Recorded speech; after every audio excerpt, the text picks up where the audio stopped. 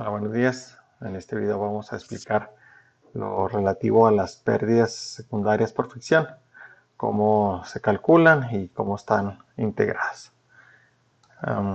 Anteriormente habíamos estado trabajando con las pérdidas primarias, básicamente toda esta parte de esta presentación.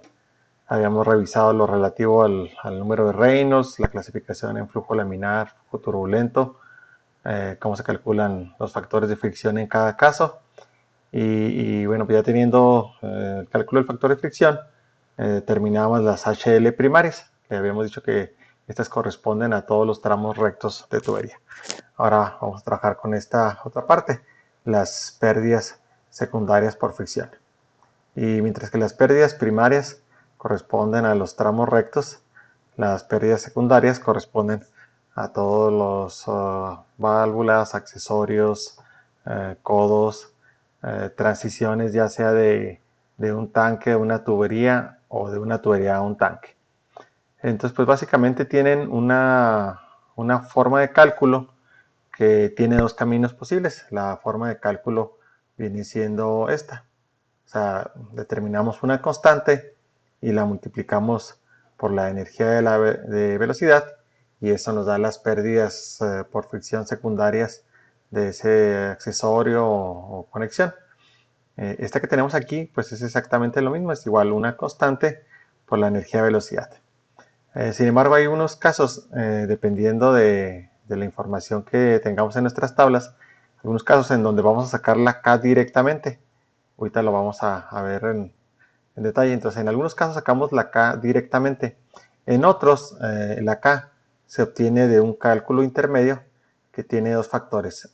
Algo que llamamos longitud equivalente sobre diámetro y que es un valor que refleja la cantidad de pérdidas que produce cada accesorio y un factor de fricción que en este caso vamos a llamar Ft.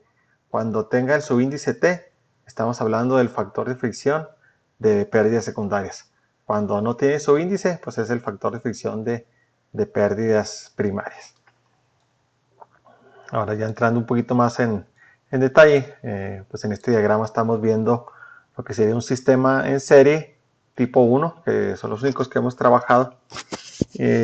Al ser un sistema en serie, pues el flujo es el mismo a lo largo de todo el sistema. Y tipo 1 lo que significa es que tenemos toda la información sobre los componentes del sistema, de tal manera que siempre podemos calcular HL. Sabemos el tipo de accesorio, el material, los diámetros, las características de las válvulas, todo lo sabemos y podemos determinar HL. Entonces, en un sistema como este, vamos a tener tres categorías o tres formas de determinar la K. Uno es cuando estamos analizando la transición del tanque de entrada a la tubería. Es esta parte de aquí, ¿verdad? Entonces, en este caso vamos a calcular una K dependiendo de la geometría. Entonces, para esto hay una tabla y nos va diciendo, si es de bordes cuadrados, vale tanto, si es redondeado, vale tanto. Entonces, para esto tenemos una figura. El otro, que es el más sencillo de todos, son las que llamamos pérdidas en la salida. Aquí también tenemos un valor de K, pero este siempre vale 1. Lo que quiere decir que K vale 1 es que toda la energía de velocidad que lleva el fluido se va a perder cuando llegue a la superficie. Así que viene el fluido con una cierta velocidad, pero ese fluido cuando llega a la superficie ya la velocidad es 0. Entonces se pierde toda la energía y por eso la K es 1. Puesto en forma de ecuación sería las pérdidas por fricción en este accesorio que es una salida es K por la energía de velocidad. Y dado que K vale 1, pues las pérdidas por fricción son simplemente el valor de la energía de velocidad. Toda esta energía se va a perder cuando llegue a la superficie del tanque y se va a volver 0. Entonces, esta es una regla. Cuando tenemos la salida, que la salida es la tubería al tanque de salida, la K siempre vale 1. El resto de los accesorios tiene otra forma de cálculo y con accesorios pues le llamamos accesorios a las válvulas, a los codos, a cualquier otro tipo de válvula, si hay un filtro, todo eso, pues todos estos tienen otra forma de cálculo, porque cada uno de estos accesorios tiene un valor específico que le llamamos LE sobre D. Y luego, para las condiciones que van aquí en la tubería, calculamos el factor de fricción que dijimos que en pérdidas secundarias le íbamos a llamar FT. Entonces hacemos la multiplicación de estos dos y esto pues se convierte en la K. Esto es lo que viene siendo la K. Entonces pues ya teniendo la K, nada más sacamos la pérdida por fricción como K por energía de velocidad. Entonces hay tres posibilidades. La entrada, que depende de la geometría, y ahorita vamos a ver los posibles valores. La salida, pérdidas en la salida, que siempre la K es 1. Y todos los demás accesorios, válvulas, conexiones, que esos tienen esta forma de cálculo y que ahorita también vamos a detallar. Bueno, el primero que mencionábamos es las pérdidas en la entrada. Y decíamos que dependen de la geometría. Entonces hay varios posibles valores de K.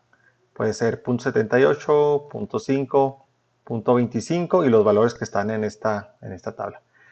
Entonces, como este es un sistema tipo 1, o estos son sistemas tipo 1, entonces conocemos todas las características y la geometría de la entrada también es un dato, ya sea que nos lo representen así en un diagrama o que nos digan, la tubería de entrada se proyecta hacia el interior. Cualquiera de las dos formas es válida.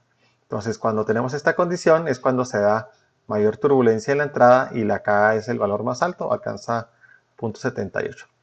Cuando ya hacen un trabajo, digamos, más fino, de mejor calidad, y en lugar de tener estos bordes proyectados, tenemos un ángulo a 90 grados, pues la K vale 0.5. Si es una entrada con chaflán, entonces la K baja a 0.25. Y también hay la posibilidad de que esté redondeada. Perdón. Y entre más redondeado, pues la K va disminuyendo. Entonces el redondeo se expresa como la relación entre el radio del redondeo y el diámetro interior de la tubería, que es esta relación de aquí. Entonces igual, nos van a dar un dato. Podrían decir, la relación redondeo sobre diámetro es 0.1 o 0.10. Entonces para esa condición de redondeo, pues acá vale 0.09. 0.09 y pues ya hacemos el cálculo. HL 0.09 por la energía de velocidad. Entonces esta geometría de entrada siempre va a ser un dato. Como decíamos, puede ser que en el texto no nos diga nada, que simplemente venga así a 90 grados, que venga proyectado, que venga chaflanado. Si es redondeada, pues sí nos tienen que decir el valor de redondeo para poder determinar la K. Entonces en base a esta información determinamos la K. Ya habíamos comentado que en la salida el valor de K siempre es 1. Cuando tenemos la tubería de salida, tenemos esta velocidad, independientemente del valor que tenga, llegando a la superficie, pues se vuelve 0. Entonces, de tal manera que la K siempre es 1. Es común que en los primeros ejercicios o incluso en el examen preguntan para la salida que cuál es la geometría, que si está chaflanada, que si está redondeada. Entonces aquí no importa la geometría. Sin importar la geometría que tenga esto, cualquier velocidad que entre va a terminar en 0 y K siempre es 1. Entonces pues ya tenemos explicadas las dos primeras condiciones que dijimos eran aquí la entrada del tanque a la tubería y la salida. Están explicadas. Ahora vamos a ver qué pasa con todas las válvulas y accesorios. Para ello tenemos esta tabla, que es la tabla 10.4, y es una tabla que pues, no contiene todas las posibles válvulas y accesorios, pero contiene pues, los más comunes. Entonces, para cada accesorio existe un valor que le llamamos LE sobre D o longitud equivalente sobre diámetro. Entonces vamos a poner este ejemplo de aquí, una válvula de globo, que es una de las válvulas que se usan para controlar el flujo. Entonces para esta válvula de globo, la longitud equivalente sobre diámetro tiene un valor de 340. ¿Qué significa? Significa que las pérdidas que produce esta válvula es exactamente lo mismo que tener una longitud equivalente de 340 veces el diámetro, o sea, este lo pasamos a multiplicar, 340 veces el diámetro de esa tubería. De tal manera que si tenemos una tubería de, digamos, 2 pulgadas, cédula 40, que tiene un diámetro interior de 2.067 pulgadas, es lo mismo tener esta válvula de globo sobre la tubería o tener 340 veces 2.067 pulgadas. Que si esto hacemos la multiplicación y lo convertimos a pie, nos da 340 entre 2.067. Perdón, estoy dividiendo. 340 por 2.067 y luego entre 12. Ok, entonces esto me da 58.6. Entonces esto sería pies. Entonces es lo mismo en cuestión de pérdidas. Si tenemos una válvula de estas, una válvula de globo, es lo mismo que tener un tramo de tubería de 58.6 pies con un diámetro interior de 2.067. Entonces vean que la pérdida que produce esta válvula pues no deja de ser considerable, equivale a casi 60 pies de tubería. Ahora vamos a dar una repasada a los accesorios que vienen en esta tabla pues para irnos familiarizando con ellos. Pues primero viene esta válvula de globo, que como dijimos es una de las opciones para regular flujo. Viene una válvula de ángulo, que sería así como una especie de codo con válvula. O sea, tendríamos por ejemplo una tubería que viene aquí a ras del suelo y luego pues que sube y posiblemente viene a alimentar un tinaco. Entonces acá podemos tener otra válvula, pero pues no es práctico estar subiendo y abriendo y cerrando. Entonces en esta vuelta de 90 se incorpora una válvula, pues sería una válvula de ángulo. Luego viene también una válvula de compuerta, que si la ven trae varias opciones. Viene una totalmente abierta y ya con aberturas de 3/4, medio y hasta 1/4. Y esta es, por cierto, es el accesorio que tiene la mayor pérdida, 900 veces su diámetro en tubería recta. Entonces, bueno, esta válvula de compuerta sucede que cuando la tenemos totalmente abierta tiene la menor pérdida, pero cuando la tenemos a 1/4 tiene la mayor pérdida. La función de estas válvulas de compuerta son más para, vamos a decir, para dar servicio a equipos. Por ejemplo, vamos a hacer aquí un pequeño dibujo. Tenemos una tubería, digamos que esta sea una tubería de succión, y luego aquí tenemos la bomba, perdón. Entonces, si esta tiene una tubería de salida muy grande, y necesitamos retirar la bomba para hacer un servicio, pues todo el fluido que va en la tubería se pierda. Entonces una manera de evitar eso es poner una válvula de compuerta a la entrada y a la salida, de tal manera que cuando necesitamos dar servicio a esta bomba, pues se secciona y no se pierde el fluido. Aquí es posible pues, que exista tal vez una derivación o alguna otra cosa, ¿verdad? Aunque en este caso pues, también necesitaríamos una bomba para impulsar el fluido hacia arriba. Pero el punto es de que estas válvulas de compuerta, cuando están totalmente abiertas, casi no producen pérdidas. Sin embargo, si las queremos usar para regular el flujo, son muy ineficientes, entonces producen mucha pérdida. Y de preferencia, pues no se usan para regular, pero sí se usan para dar servicios y generalmente van a estar en la posición totalmente abierta para producir las menores pérdidas posibles. También tenemos lo que le llaman válvula de retención, que la conocemos más con el nombre de check o antirretorno. Entonces, pues es una válvula que se pone para evitar que el fluido se devuelva. Y existen pues, varios tipos, ¿no? O sea, aquí viene el tipo oscilante, el tipo de bola, dependiendo de la construcción, pues va a tener más o menos pérdidas. El tipo oscilante es una especie así como de columpio.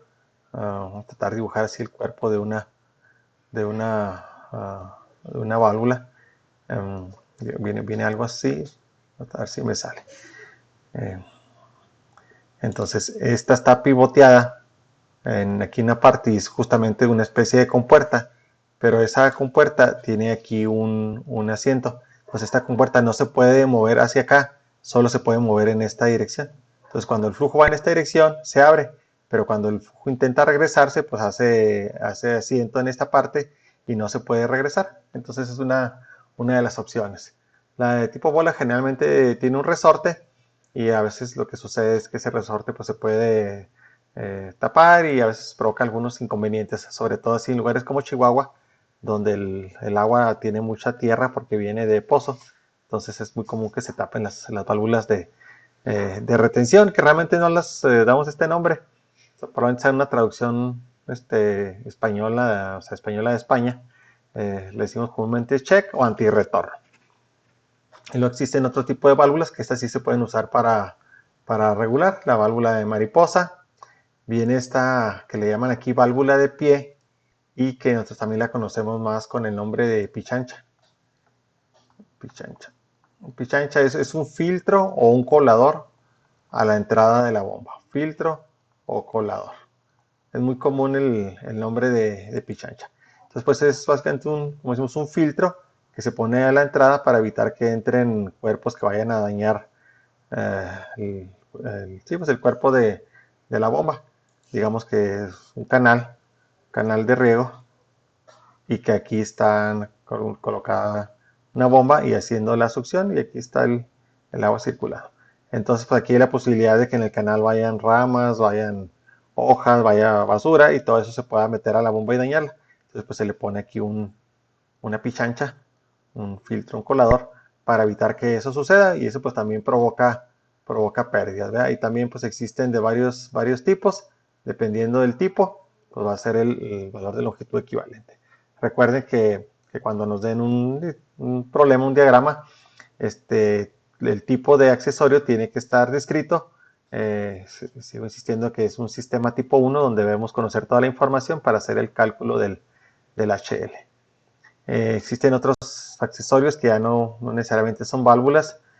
Pueden ser pues, codos de 90 grados, que es un codo normal, un codo estándar. En ocasiones se usan codos de radio largo. Digamos, un codo estándar sería, digamos, algo así, 90 grados. Igual aquí pudiera ser una succión. Pero en ocasiones se desea reducir lo más posible las pérdidas aquí en la entrada. En lugar de poner un codo estándar, se pone uno que, pues, de radio largo. Aquí lo estoy exagerando porque tiene un radio de curvatura mayor. Pero este radio largo pues, favorece que haya menos pérdidas y nos ayuda a evitar ese fenómeno que hemos platicado así brevemente de la cavitación. Entonces el codo de radio largo tiene ligeramente menos pérdidas que un codo estándar. Hay codos también de 45. Este doblez de retorno cerrado. Miren, de aquí en ocasiones se quiere hacer pues justamente dar una vuelta de 180 grados en el flujo. Entonces si lo hiciéramos con codos, pues tendríamos que poner aquí un codo de 90 y luego un tramo de tubería y luego poner, bueno, aquí está todo chueco, otro codo de 90 y luego ya la tubería para darle vuelta. Entonces lo tendríamos que hacer con dos codos y un tramo de tubería. Pero este accesorio, un doblez de retorno cerrado, aquí lo que tienes es, pues tienes tus dos tramos de tubería y ese accesorio pues lo conecta en una sola pieza. Entonces este sería un doblez de retorno cerrado, es un retorno de 180 grados. Y finalmente tenemos unas T's, o la T más bien, que tiene dos posibilidades de flujo. Podemos tener aquí el flujo y luego llega a la válvula en T. Entonces, dice, si es flujo en la línea principal, o sea, si el flujo continúa aquí por la línea principal, pues la longitud equivalente es 20. Aquí puede ser que esté taponeado y que nomás tenga flujo por acá. Pero también puede ser que sea el caso contrario, que esté taponeado o que tenga flujos en los dos lados. Está un sistema, por ejemplo, en paralelo y aquí tienes flujo en la línea principal y aquí viene flujo en la ramificación. Entonces, cuando es flujo en la ramificación es 60. En nuestro caso va a ser nada más una posibilidad o la otra. Como tenemos sistemas en serie, pues aquí no analizamos todavía derivaciones, es hasta la cuarta unidad donde vamos a analizar esa condición. Entonces igual nos van a especificar si la T es con flujo en la línea principal o se ve en el diagrama, ¿verdad? con flujo en la línea principal o con flujo en la ramificación. Bueno, esto es en cuanto a las longitudes equivalentes. Ahora, lo que nos falta de explicar para hacer el cálculo aquí de la K es cómo se calcula el FT. O sea, ahorita lo que estuvimos explicando pues es esta aquí, longitud equivalente sobre diámetro. Ahora lo que tenemos que ver es cómo se calcula la FT. Y la FT nos viene aquí la nota que se calcula usando esta misma fórmula, usando la fórmula que ya conocíamos de factor de fricción, pero en la zona de turbulencia completa. La zona de turbulencia completa es la zona derecha del diagrama, donde el número de Reynolds tiende a ser muy grande. Entonces, cuando el número de Reynolds es muy grande, pues este término se convierte en cero. Entonces, hagan cuenta que nada más usamos esta parte de la fórmula. Esto, y o sea, el logaritmo de lo que está ahí dentro, y al cuadrado. Y luego, ya que calculamos esta f, o sea, esta f calculada de esta manera, pues será una ft. Entonces ya multiplicamos la ft por la longitud equivalente y ya tenemos la k del accesorio. Ahora, en cuanto a eso, si tenemos una línea, una tubería, y sobre ella tenemos montados accesorios, un accesorio, dos accesorios, tres accesorios, cada accesorio va a tener una longitud, si son diferentes, va a tener una longitud equivalente. Esta sería la 1, esta sería la longitud equivalente sobre diámetro 2, esta sería la longitud equivalente sobre diámetro 3, suponiendo que sean distintos. Si fueran, por ejemplo, no sé, dos válvulas iguales, pues claro que serán iguales. Pero lo que sí va a ser igual es el FT, porque el FT, vean que depende del diámetro y de la rugosidad. Entonces, si tenemos aquí el mismo diámetro, y claro, será el mismo material, entonces las FTs van a ser iguales para todos estos accesorios. Ahora, un poquito más de explicación sobre qué es la zona de turbulencia completa. Cuando vimos el diagrama de Moody, que hicimos la explicación para el cálculo del factor de fricción de pérdida de primarias, dijimos que había una zona que le llamamos la zona de turbulencia completa. Entonces viene más o menos delimitada aproximadamente por esta línea punteada. ¿Cuál es la característica que divide el lado derecho del lado izquierdo? Porque en ambos casos vean que aquí tenemos el 2000, pero en el 4000. Aquí tenemos el límite de nuestro flujo turbulento. Este es el límite del flujo turbulento. Entonces, dentro del flujo turbulento tenemos esta área de aquí y esta otra área. La diferencia es que en esta parte, ¿cómo se llama? La curva, pues no es curva, es una recta. Miren, aquí está la línea que representa la rugosidad relativa de 20. Entonces, el valor de 20 aquí viene siendo una línea recta. Voy a tratar de dibujarla derechita, lo más que me salga. Y luego, después de cierto punto, empieza a hacerse una curva hacia arriba. Y eso es más pronunciado en las rugosidades relativas que van de abajo. De tal manera que si yo tomo, por ejemplo, un punto aquí, en este caso, el número de Reynolds. El número de Reynolds, pues es aquí, viene abajo a la escala, 10 a la 7, que sería 10 millones. Entonces este sería 10 por 10 a la 6, 10 millones. Pero agarro otro punto y como este número de Reynolds de aquí va a ser diferente. Este es 10 millones y este posiblemente, si el valor máximo llega acá a 100 millones, posiblemente ese número de Reynolds sea 30 millones. Pues la 6. Sin embargo, si yo calculo factor de fricción aquí y aquí, es el mismo valor. ¿Por qué? Porque esta es una recta. Y recuerden que lo que hacíamos es que tomamos el valor de, ¿cómo se llama?, de rugosidad relativa y luego lo intersectábamos con el Reynolds. Entonces aquí se intersecta y aquí se intersecta a la misma altura.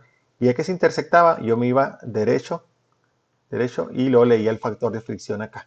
Entonces, si estos dos puntos están a la misma altura, mi factor de fricción con el número de Reynolds 10 millones o con 30 millones va a ser el mismo.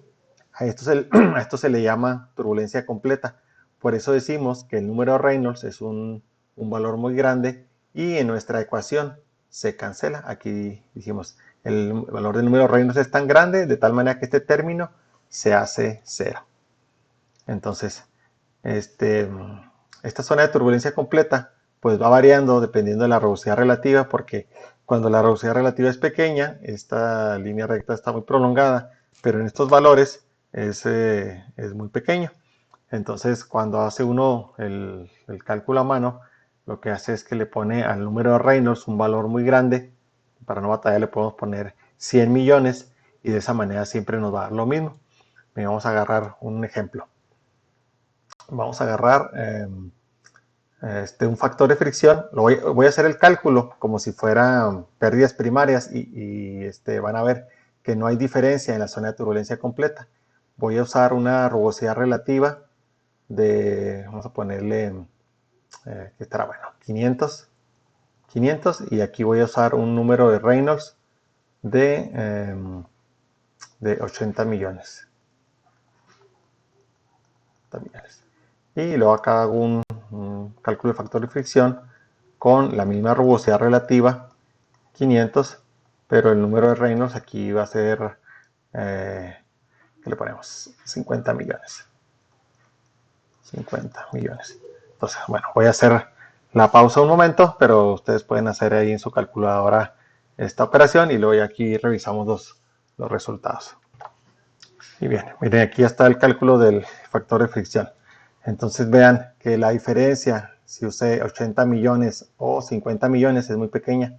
De hecho, aquí las primeras 4 cifras significativas, no decimales, sino cifras significativas, 2342 es exactamente 2342. Aquí ya la diferencia entra en el 5 y aquí es un 8. Entonces, en la práctica, cuando usamos, estamos aquí digamos aquí en 500 y usamos un valor de 50 millones que estaría por aquí y otro de 80 millones, el factor de fricción que obtenemos es el mismo. Entonces, nuevamente, siendo insistente en ese punto, en lugar de estar haciendo el cálculo y poniéndole un valor de número de Reynolds de 100 millones, pues nos evitamos ese problema y simplemente lo cancelamos. Yo creo que aquí en este cálculo que estaba haciendo, tal vez lo que faltó es hacer el cálculo del factor de fricción sin el número de Reynolds para que vean que es lo mismo. Aquí lo que haremos, y este sí va a ser FT, ¿verdad? Sería 0.25 entre el logaritmo de 1 entre 3.7 por 500 y luego esto es al cuadrado. Y van a ver que va a dar básicamente lo mismo. Entonces 1 entre 3.7 entre 500 igual logaritmo luego al cuadrado entre 0.25 inversa.